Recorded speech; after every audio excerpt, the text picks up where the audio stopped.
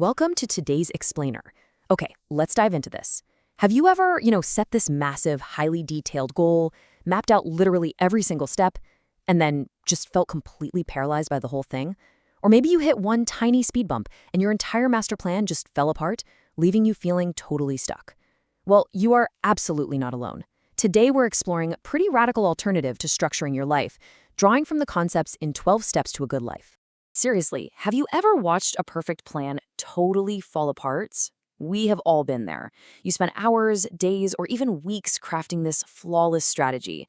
But as the source material points out, a huge chunk of our daily anxiety actually springs from this deep-seated illusion that life can and somehow should be under our direct control.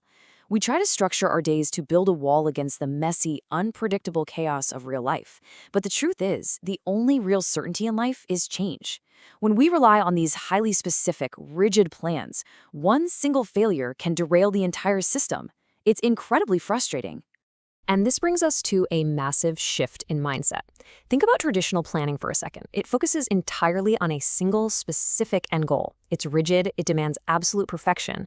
If you don't hit the exact target, well, you fail. But then there's what we call directional planning, which is sometimes referred to as domain planning. Unlike traditional planning, directional planning is designed simply to support general improvement and move your life in a better direction overall. It frees you from that exhausting anxiety of needing absolute control.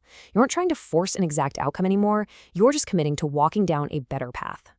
Because, let's be honest, reality has a funny way of crashing into us. As that famous Mike Tyson quote goes, everybody has a plan until they get punched in the face. Unpredicted events are gonna happen, right? Illness, accidents, unexpected curveballs in our careers or relationships. It just proves that perfect, rigid plans are incredibly fragile. If your entire life is built on a rigid plan, a punch in the face knocks you out cold. But if you have a directional plan, you can take the hit, adjust your footing, and keep moving forward in the right general direction. Enter directional planning. It is time to leave those rigid boxes behind. I want you to start thinking of yourself as the hero in your own life's story, and consider this your call to adventure. Let's formally define this. Directional planning is planning designed not for a hyperspecific end goal, but simply to support general improvement and move life in a better direction. So the crucial point is that this isn't about giving up, it's not about lacking ambition, it's about participating in reality rather than fighting it. You don't create reality by sheer force of will, you become partners with it. Think of it like a surfer riding a wave, rather than standing on the beach yelling at the ocean to stop moving. But how do we actually pull this off? MMA fighter Melissa Croden once said, "No problem can be solved by the same consciousness that created it." It's so hard to think outside the box when you are stuck inside of it. The only solutions you can see are the ones already trapped in there with you. We need an entirely new mindset to break out. And to do that, we need a practical framework for directional change. Interestingly, the source material points us toward one of the most successful frameworks in human history, the 12 Steps. The 12 Steps as the hero's journey.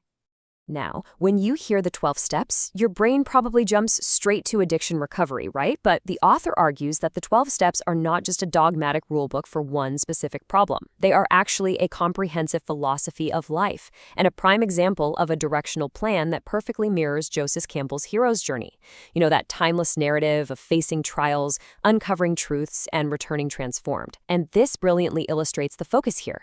The 12 steps help you embrace, identify, explore, accept, and maintain healthy levels of change. It's a process of internal change where you adapt yourself to be in harmony with the universe, instead of trying to force the universe to adapt to you. Just like that classic hero's journey, working the 12 steps as a directional plan happens in phases. We start with day 1, departure, where you leave your comfort zone. Then comes month 1, initiation and transformation, where you acquire new knowledge and confront your internal roadblocks. And finally, year 1, the return home, where you bring your newly acquired wisdom back into your everyday life. Let's break these down and see exactly how the steps align with this adventure. Let's start with that first phase, departure. This covers steps 1, 2, and 3. This is where the journey kicks off. Step 1 is admitting that life, or at least a very specific part of it, is totally unmanageable. You are acknowledging that you are stuck. Steps 2 and 3 are about being open to and relying on a higher power. Now, this doesn't have to be religious. It simply means recognizing that you need outside help. It is a voluntary decision to partner with something smarter, greater, or wiser than your own ego just to get you moving in a better direction. Okay, let's move to and see how this builds into the challenging middle phase: initiation, transformation, and atonement. Steps 4 and 5 ask you to take a fearless personal inventory and actually admit what you found to yourself and another person. Steps 6 and 7 are the major turning point: getting ready and humbly asking for change. Then, steps 8 and 9 are all about taking accountability, listing the harm you've caused, and making amends where possible. This right here is the deep internal work where the true healing actually happens. Finally, we hit the return phase. The hero comes back. Steps 10 through 12 represent this beautifully. Step 10 is about continuing that personal inventory on a daily basis. Step 11 is praying or meditating for ongoing guidance. And step 12, that is the outward expression of your inner change, literally making the world better. It's taking the wisdom you've gained and using it to help others, while asking for absolutely nothing in return. It proves that this directional plan doesn't just improve your life, it actively improves your corner of the world. Taking the next right step. Now, understanding this big macro-level journey is fantastic. But what about a random Tuesday, when things get chaotic and you start feeling yourself slipping right back into those old, rigid habits? You need a micro-directional tool. The source introduces a really brilliant one called RADAR. It stands for Reflect, Describe, Respond. When you hit a wall, first, reflect on the situation and your emotions without any judgment. Second, describe what you are feeling in clear, honest words to yourself. And third, respond with intentional, value-based action.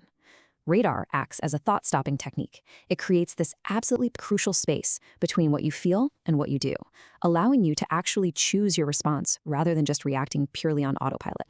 So, tying this all together, directional planning means letting go of strict, rigid outcomes, embracing the idea of progress, not perfection, partnering with reality instead of fighting it tooth and nail, continuing to take personal inventory, and actively seeking to make your corner of the world better.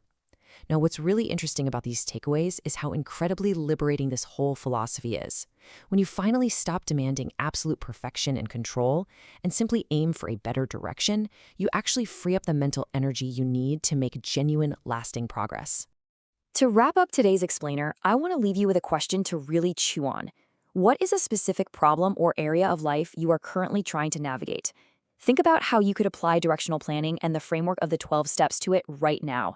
How can you stop trying to force a rigid outcome and instead just take the next right step on your own personal hero's journey? Thank you so much for joining me to explore these fascinating concepts. Until next time, keep moving in a better direction.